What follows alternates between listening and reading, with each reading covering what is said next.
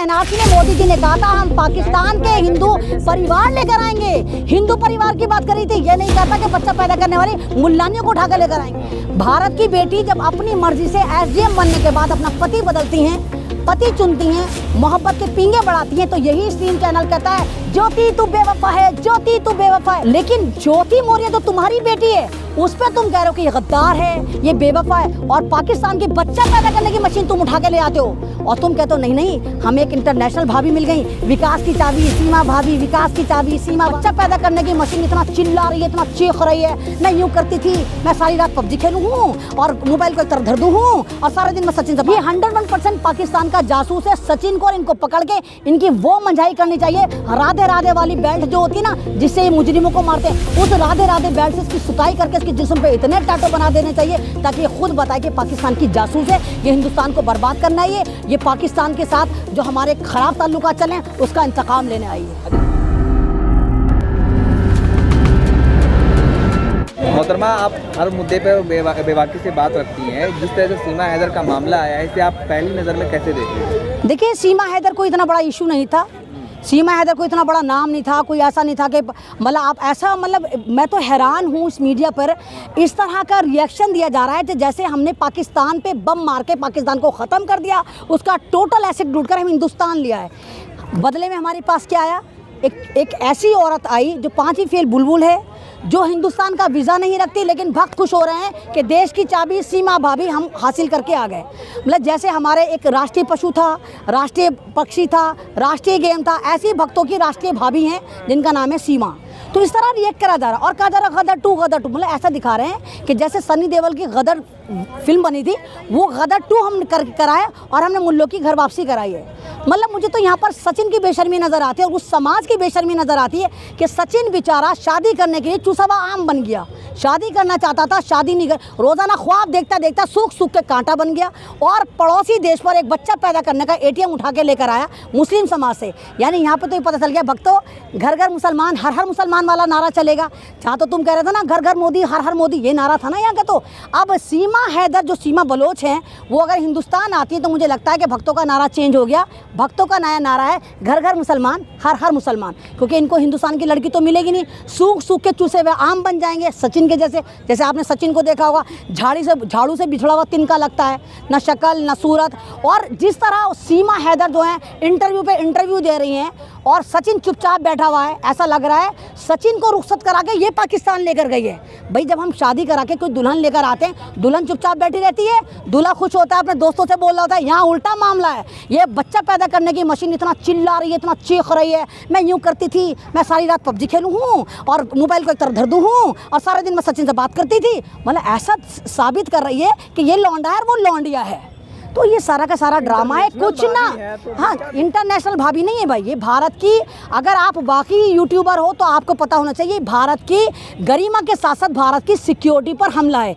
एक औरत, हम कह रहे हैं हमारा डंका बज रहा है दुनिया में, नहीं 5 पासपोर्ट के अलावा भाई ये 5वीं फेल बुलबुल है। जो हिंदुस्तान के भक्त कहते हैं पाकिस्तान में मुल्लाओं की लड़कियाँ पढ़ती नहीं है, स्कूल की शक्लें नहीं देखती हैं, टेंट हाउस वाली हैं, बुरकों में कैद करा जाता है। वहाँ 5वीं फेल बुलबुल फर्राटे से इंग्लिश बोलती नज़र आ रही है, फर्राटे से हिंदी बोलती नज़र आ रही है, बहुत परफेक्ट तरीके से साड़ी बांधती नज़र आ रही है। और तो और सिर्फ एक पबजी खेलती थी, पबजी खेल के वो हिंदुस्तान तक आ गई, और अगर दूसरा गेम खेल रही होती तो मुझे लगता है कि हिंदुस्तान को खा जाती हो।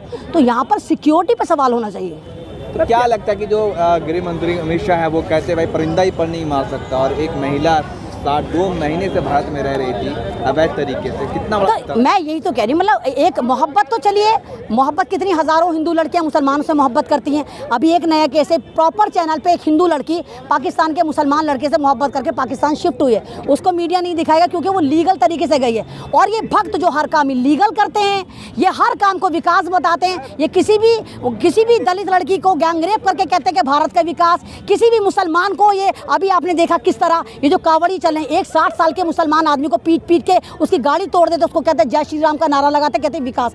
तो भक्तों का विकास है, भारत का सर्वनाश। दलित आदमी को मार देते हैं मूछ रखने पे, दलित बच्चे को मार देते हैं मटके पानी पीने पे, मुसलमान की मॉब लिंचिंग कर देते हैं, वो इनको विकास लगता है। ऐसे इनको सीमा भी विकास लग रही है। कह रहे हैं कि भाई अब पाकिस्तान के लोग धीरे धीरे शुरुआत हो गया है, सब जय श्री राम बोलेंगे, पहली बंदी आगे जय श्री राम बोलने वाली है। भैया बोलने में कहने में बड़ा फर्क होता है, तो बुलवाइए ना आप, अगर हिम्मत है आप पाकिस्तान से जय श्री राम बुलवाइए या पाकिस्तान से हर हर मोदी घर घर मोदी बुलवाइए, लेकिन भारत की सिक्योरिटी के साथ खिलवाड़ मत करिए।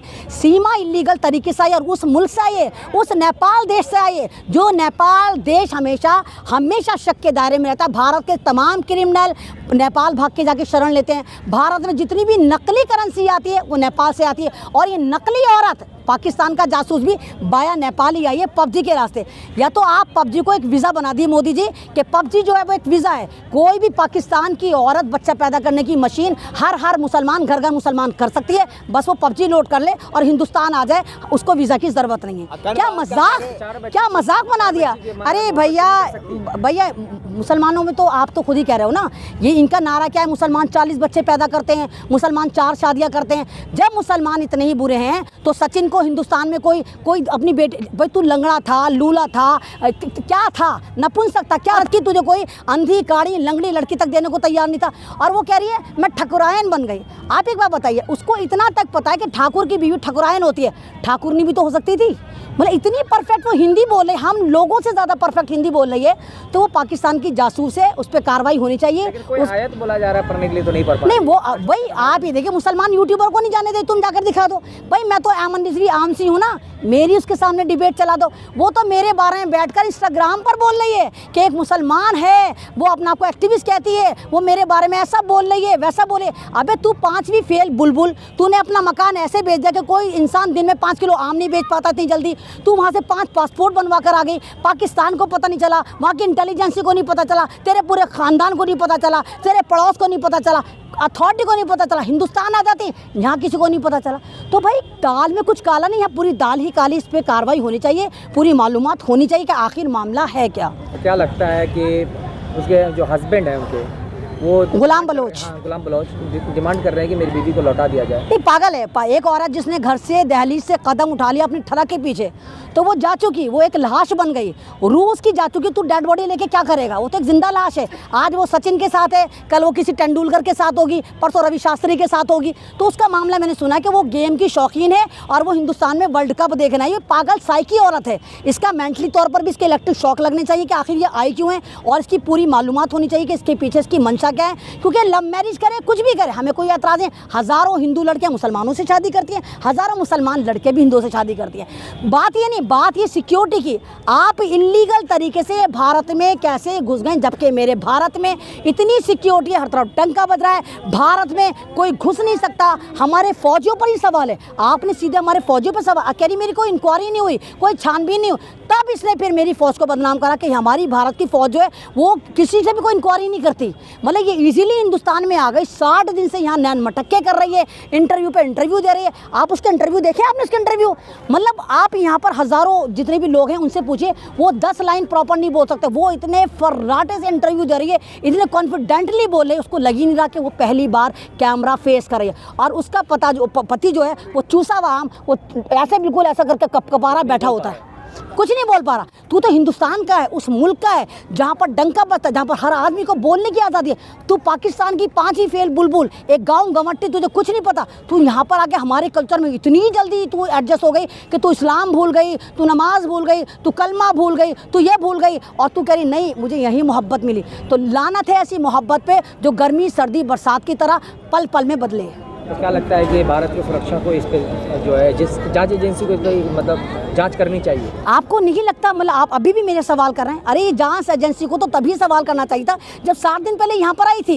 ये 101% पाकिस्तान का जासूस है सचिन को, और इनको पकड़ के इनकी वो मंझाई करनी चाहिए। राधे राधे वाली बेल्ट जो होती है ना जिससे ये मुजरिमों को मारते हैं, उस राधे राधे बेल्ट से इसकी सुताई करके इसके जिस्म पे इतने टैटू बना देने चाहिए ताकि ये खुद बताए कि पाकिस्तान की जासूस है, ये हिंदुस्तान को बर्बाद करना है, ये पाकिस्तान के साथ जो हमारे खराब ताल्लुकात चले उसका इंतकाम लेने आई है। अच्छा ये बताइए कि एक तरफ ज्योति मौर्य, एसडीएम ज्योति मौर्य ने भी यही करतूत किया और सीमा ने भी यही गुनाह किया। बिल्कुल सही सवाल करा, बिल्कुल सही, गुड गोइंग।